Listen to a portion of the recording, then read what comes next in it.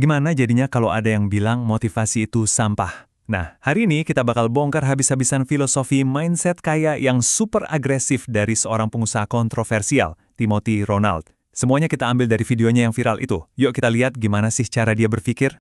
Langsung aja nih, dia buka dengan klaim yang, wow, provokatif banget. Motivasi itu sampah. Ini kan benar-benar nantang semua yang pernah kita pelajari soal sukses. Ini bukan cuma kutipan iseng loh. Ini sengaja dibuat buat ngeguncang keyakinan kita. Bikin kita mikir, sebenarnya apa sih yang kita tahu soal sukses? Oke, pertanyaannya sekarang, dari mana sih datangnya pemikiran se-ekstrim ini? Ternyata akarnya itu cuma satu. Satu momen krusial. Sebuah momen frustrasi yang jadi titik balik hidupnya. Coba deh kalian bayangin, dulu dia itu kerja jadi wedding organizer. Gajinya pas-pasan, dan dia ngerasa kejebak banget. Kerjanya tuh ya gitu-gitu aja, super ngebosenin. Nyatetin nama tamu, satu persatu, di tengah-tengah pesta mewah yang jelas-jelas bukan punya dia. Nah, disinilah momen pemicunya datang. Tiba-tiba masuk seorang tamu kaya, bawa mobil sport, sama cewek cantik, simbol sukses lengkap deh. Kontrasnya itu gila, tajam banget. Dia cuma jaga buku tamu di pintu, sementara si tamu ini jadi pusat perhatian. Perbedaan yang kayak langit dan bumi inilah yang nyalain api di dalam dirinya. Pertanyaan ini langsung menghantui dia, jadi obsesi. Apa bedanya dia sama gue? Kenapa dia bisa dan gue enggak? Ini udah bukan lagi soal iri ya, tapi jadi rasa penasaran yang membara. Dan pertanyaan inilah yang jadi awal perjalanannya buat ngerti, dan yang paling penting, buat ngejar kekayaan. Dari obsesi itu, dia nemuin prinsip intinya yang pertama. Sebuah kesadaran yang, jujur aja, brutal banget. Lo itu sendirian di dunia ini. Gini, dia bilang, ngarepin dukungan orang lain, bahkan keluarga sekalipun, itu kesalahan fatal. Kenapa? Karena menurut dia, pada akhirnya, nggak ada satu orang pun yang peduli sama kesuksesan lo selain diri lo sendiri. Malah, dia sampai bilang, orang lain itu sebenarnya nggak mau lihat lo sukses. Jadi intinya apa? Intinya ini. Fokus saja sama apa yang bisa lo kontrol. Lo nggak bisa milih lahir di keluarga mana, lo nggak bisa ngontrol omongan orang, apalagi ekonomi. Tapi mindset, skill, dan kerja keras lo, itu 100% di tangan lo. Nah, cuma disitulah arena pertarungan lo yang sebenarnya. Nah, kalau kita udah pegang prinsip, lo sendirian tadi, jadi masuk akal kan kenapa dia nganggap motivasi itu sampah. Terus apa dong gantinya? Yuk kita lihat apa mesin yang sebenarnya dia pakai buat sukses. Jawabannya cuma satu kata. Disiplin. Buat dia, cuma ini yang penting. Disiplin.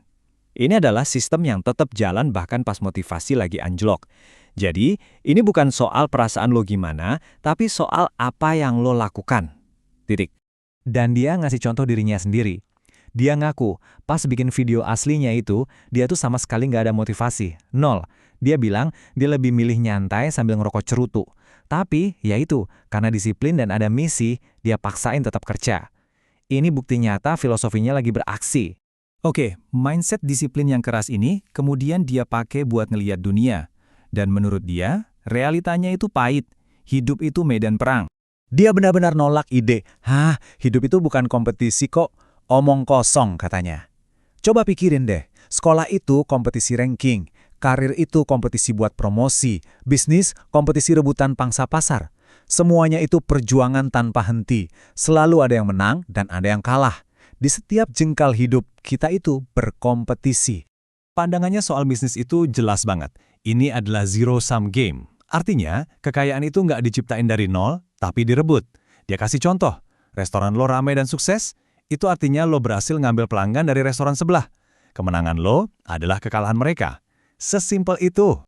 Jadi, kalau motivasi itu nggak guna dan hidup itu perang, terus apa dong bahan bakarnya? Apa yang bikin kita kuat jalan terus? Jawabannya, jujur, agak gelap dan mengejutkan.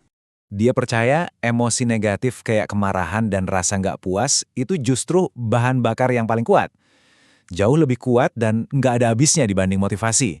Motivasi itu kayak korek api, nyala sebentar terus mati. Tapi kemarahan, menurut dia, itu kayak api abadi yang nggak akan pernah padam. Jadi gimana caranya?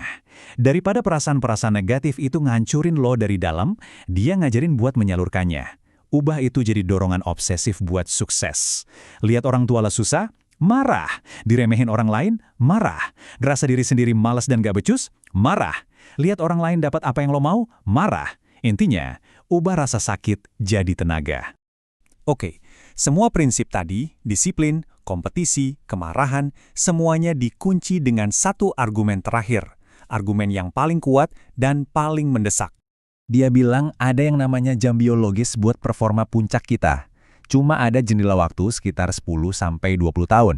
Dan cuma di waktu inilah satu-satunya kesempatan kita buat kerja all out, habis-habisan, sebelum fisik kita mulai menurun. Nggak ada waktu lagi buat santai-santai. Makanya, dia benci banget sama konsep slow living atau seni melambat. Itu jebakan katanya.